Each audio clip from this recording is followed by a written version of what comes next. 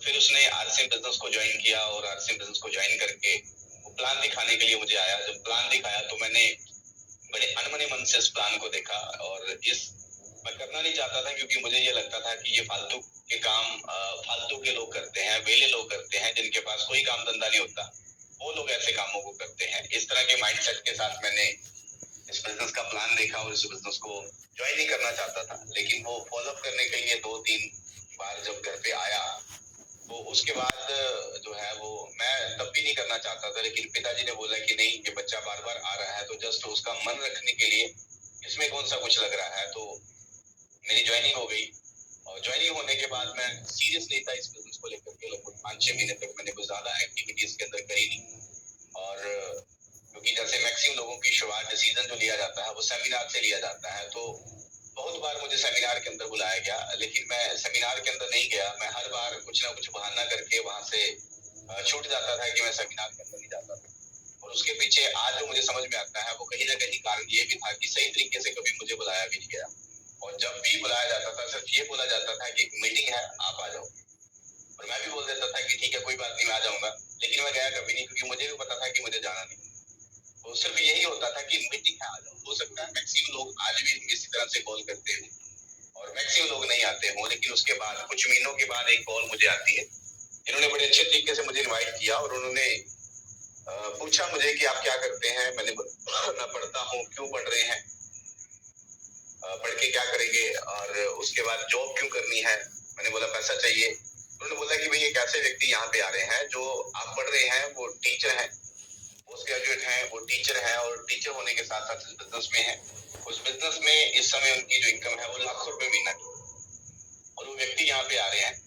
आप आकर के देखिए, अल्टीमेट हमें चाहिए तो पैसा ही। हम पढ़ रहे हैं, डिग्रियां डिप्लोमे इकट्ठे करेंगे, उसके बाद हम जॉब में जाएंगे, तो अल्टीमेट चाहिए क्या, पैसा। आप तो स्टूडेंट हैं, हो सकता है आपका ड्रीम टीचर बनने का, हो सकता है आपका ड्रीम किसी और प्रोफेशन में जाने का हो, लेकिन जो ऑलरेडी सक्सेसफुल व्यक्ति हैं, जो ऑलरेडी टीचर हैं, वो अगर इस बिजनेस को करने लग रहे हैं और इस बिजनेस में बड़ी अचीवमेंट पे है, तो आपको चल करके एक बार देखना चाहिए। करना नहीं करना आपका डिसीजन। उन्होंने मेरी नीड को क्रिएट किया, बताया मुझे कि मुझे क्यों आना चाहिए प्रोग्राम में, क्यों इसको देखना चाहिए। और जब इस तरह से राइट अप्रोच उन्होंने करी, अच्छे तरीके से प्रमोट करके इस बिजनेस के सेमिनार के बारे में मुझे बताया, मेरे मन में कहीं ना कहीं एक सवाल पैदा हुआ कि वाकई मुझे चल करके देखना चाहिए। कि मुझे लग रहा है कि ये फालतू के लोगों का काम है, तो फिर टीचर जैसे वेल एजुकेट लोग इस बिजनेस को क्यों कर रहे हैं। तो चल के एक बार देखना चाहिए। और लाखों की इनकम कैसे बन सकती है, नमक तेल धनिया के बिजनेस से लाखों रुपए की इनकम कैसे बन सकती है। क्योंकि एक ऐसे परिवार से हूँ मैं जहाँ पे ज्वाइंट फैमिली से मैंने अपनी लाइफ को शुरू किया। आज करंट पोजीशन के अंदर लगभग 5-6 तरह की इनकम जो है वो उस परिवार में आ रही है, आरसीएम बिजनेस के अलावा। तो मैंने वहां पे देखा कि लाखों रुपए लगने के बाद भी जो है वो लाखों रुपए नहीं बन रहे वहां पे। लेकिन ये एक ऐसा काम यहाँ पे बिना पैसे लगाए लोग लाखों बना रहे हैं, तो एक बार चल करके देखना चाहिए कि ये है क्या। उसके बाद मैं गया प्रोग्राम में और प्रोग्राम को मैंने देखा। वहां पे जाके जो लॉक्स लगे हुए थे माइंड्स के अंदर, वो बड़े सारे लॉक मेरे खुले, क्योंकि मुझे लगता था कि ये वेले लोगों का काम है। वहां पे मैंने टीचर देखे, मैंने बैंक के मैनेजर को देखा, मैंने एयरफोर्स के अंदर एक अच्छी जॉब पे एक व्यक्ति था, होटल के मालिक भी इस बिजनेस को करते हुए देखा। और मुझे लगा कि नहीं, ये एक शानदार बिजनेस है, इसको अच्छे अच्छे लोग कर रहे हैं, मुझे भी करना चाहिए।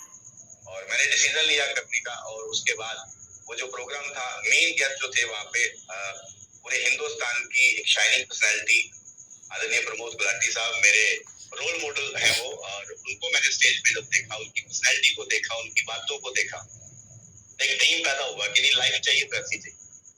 उनको देख के मैंने डिसीजन लिया कि मैं वाकई इस बिजनेस को मैं करने के लिए राजी हुआ। और मैंने डिसीजन लिया कि मैं आज के बाद इस बिजनेस को करूंगा, करना शुरू किया।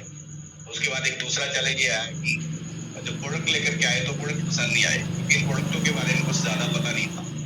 और मैक्सिमम लोगों की हमारी धारणा रहती है कि जिस चीज के बारे में हमने सुन रखा होता है, हमें वही चीजें पसंद आती।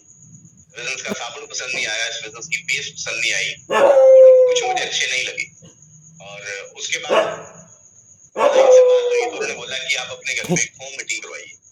जब मैंने होम मीटिंग करवाई, होम मीटिंग में जब घर पे लाइन आई तो उन्होंने इस बिजनेस के प्रोडक्ट को एक्सप्लेन किया, इसकी पेस्ट को बताया कि इस पेस्ट के अंदर क्या है, ये पेस्ट के अंदर क्या क्या चीजें हैं, और उसको एक्सप्लेन किया बड़े अच्छे से।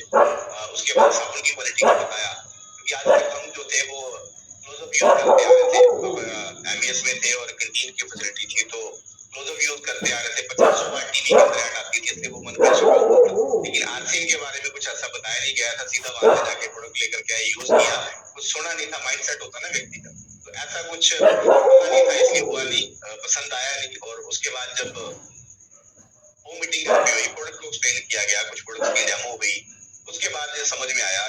उसके बाद वो पेस्ट भी अच्छी लगनी शुरू हो गई, उसके बाद वो प्रोडक्ट भी अच्छा लगना शुरू हो गया। जो चीजें अच्छी नहीं लग रही थी वो सब अच्छी लगनी शुरू हो गई, क्योंकि मैंने उसके बारे में अच्छा अच्छा सुन रखा था।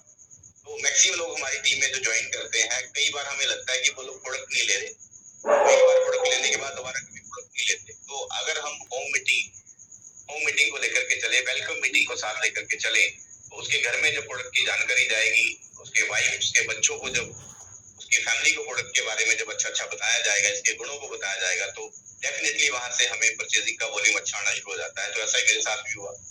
उसके बाद इस बिजनेस को करना शुरू किया, करते करते सेमिनार के अंदर टीम को बिठाना शुरू किया। और एक बार मुझे ध्यान है कि बड़े अच्छे से कि थर्ड चैलेंज जो मेरी जिंदगी में आया वो ये रहा था कि एक अच्छी टीम को बिठाने का मैंने प्रयास किया, और एक अच्छी टीम मेरी प्रोग्राम के अंदर बैठने लग रही थी। और उस समय फैमिली के अंदर मेरे मामा और ये कुछ अच्छी जॉब्स के अंदर है, लेक्चरर वगैरह थे, कुछ और अच्छी जॉब्स के अंदर 2-3 लोग थे।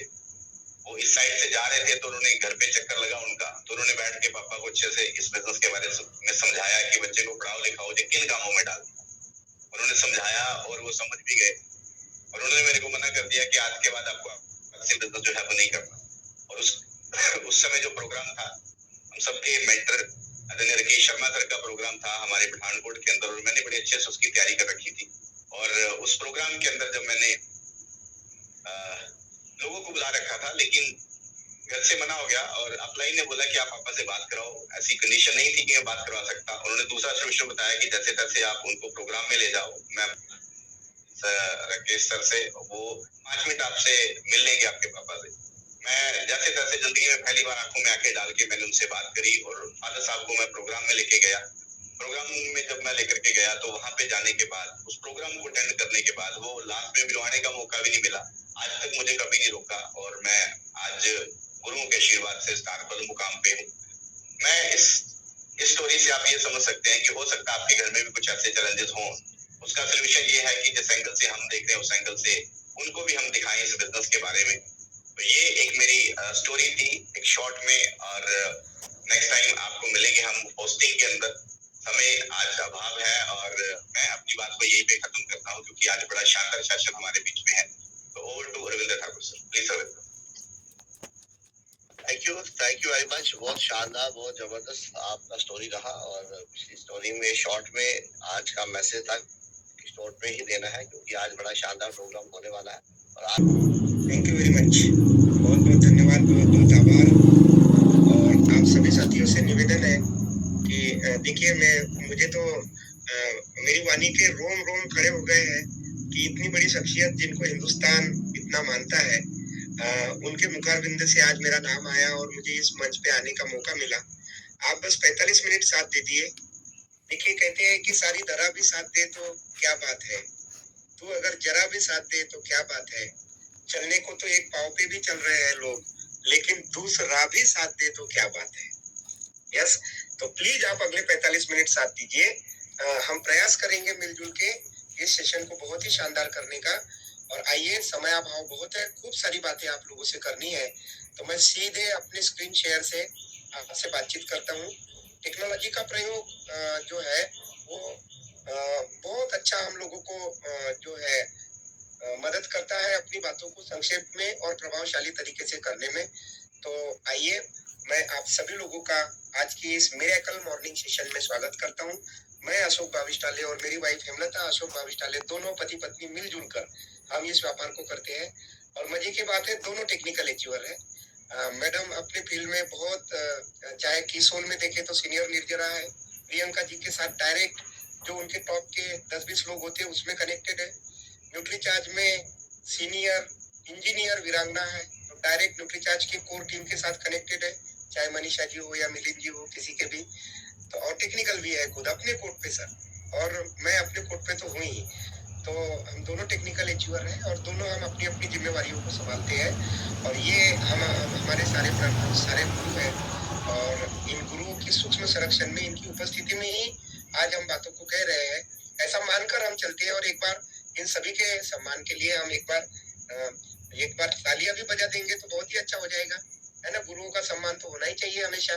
बहुत ही आप सभी लोगों का बहुत धन्यवाद। और बिल्कुल ये मेरे प्रोफेशनल गुरु है जिनसे मैं प्रोफेशनली पैसा दे के सीखना पड़ता है। देखिए इसमें तो एक हमारे अपलाइन भी है, लेकिन वो सिद्धांतों के बड़े पक्के हैं क्योंकि उनका course ABCD of direct selling अगर आपको लेना है, विजन ऑफ डायरेक्ट सेलिंग सीखना है तो आपको पैसा तो देना पड़ेगा। और देखिए अपनी बेहतरी के लिए राकेश सर लोग बाहर एक छोटी सी डिग्री पाने के लिए लाखों रुपए खर्चा कर देते, खेती जमीन बाड़ी तक के बेच देते हैं सर। लेकिन यहाँ पे 2-4-5 हजार भी अपने व्यक्तित्व के लिए लगा नहीं सकते। देखिए बाहरी दुनिया में का सारा ज्ञान आपका नेटवर्क मार्केटिंग में धरा का धरा रह जाएगा कि सिवाय लोक व्यवहार के, तो वो तो आपको यहाँ सीखना ही पड़ेगा, चाहे आप हाँ बोलिए या ना बोलिए। तो टाइगर संतोष नायर, डॉक्टर विवेक बिंद्रा, डॉक्टर उज्जवल पाटनी और जितेंद्र अड़िया और राकेश आर्या और ऐसे ये तमाम मेरे गुरु है। और 300-400 किताबें मेरे ऑफिस में रखी है। गुरुदेव का आगमन हुआ है सौभाग्य से मेरे ऑफिस में, तो वो जानते हैं। तो इनके माध्यम से मैं सीख रहा हूँ। तो बात कहेंगे कि बिना काम के मुकाम कैसा, बिना मेहनत के दाम कैसा, जब तक ना हासिल हो मंजिल तो राह में राही आराम कैसा। सोच मत साकार कर, अपने कर्मों से प्यार कर, मिलेगा तेरी मेहनत का फल, किसी और का ना इंतजार कर। अर्जुन सा निशाना रख, मन में ना कोई बहाना रख, जीवन के जो लक्ष्य सामने है बस उसी पे अपना ठिकाना रख। और जो चले थे अकेले उनके पीछे आज मिले हैं, और जो करते रहे इंतजार उनकी जिंदगी में आज भी झमेले हैं। तो आइए शुरू करते हैं आज के इस सेशन को इन शानदार लाइनों के साथ में। आप सभी लोगों का मैं अशोक भाविष्टाले बहुत बहुत स्वागत करता हूं, क्योंकि आप लोगों को कुछ भी कहने से पहले कनेक्ट होना बहुत जरूरी है। तो मैंने इन लाइनों से कनेक्ट करना जरूरी किया, लेकिन अब बारी आती है कि मैं अपने बारे में थोड़ा सा आपको बताऊं। मेरा नाम अशोक भाविष्टाले है। मैं मध्य प्रदेश के छिंदवाड़ा जिले में, जहाँ से कमलनाथ जी आते हैं, वहाँ की एक छोटी सी तहसील है सौंसर में, वहाँ का रहने वाला हूँ। किसान का बेटा हूँ। बचपन बहुत ही विपत्तियों में बीता हुआ है। खाने खिलाने का संघर्ष था। मेरे माता पिता ने मुझे बताया कि बेटा पढ़ाई कर, नौकरी लगनी चाहिए। मैं बहुत अच्छा था पढ़ाई में, MSc मैथमेटिक्स B.Ed करके मैं क्लास 1 लेक्चरर था MP गवर्नमेंट में था। इसलिए क्योंकि अभी मैं नहीं करता, अपनी मर्जी से मैंने अपनी जॉब को छोड़ दी है। उसके बाद मुझे RCM बिजनेस में प्रवेश करने का मौका मिला। पार्ट 1 में मेरा प्रवेश हुआ RCM बिजनेस में। और जब मैं टेक्निकल क्वालिफाई किया था तभी कुछ संकट हुए और RCM बिजनेस अचानक से बंद हो गया और मैंने अपनी नौकरी भी छोड़ दी थी उसी दौरान। तो बहुत ही घड़ियां विपरीत बनी और ये ताने आपको अक्सर सुनने को मिलेंगे। देखिए जो सच्चाई है ना, उसको स्वीकार करना सीखना पड़ेगा हमें।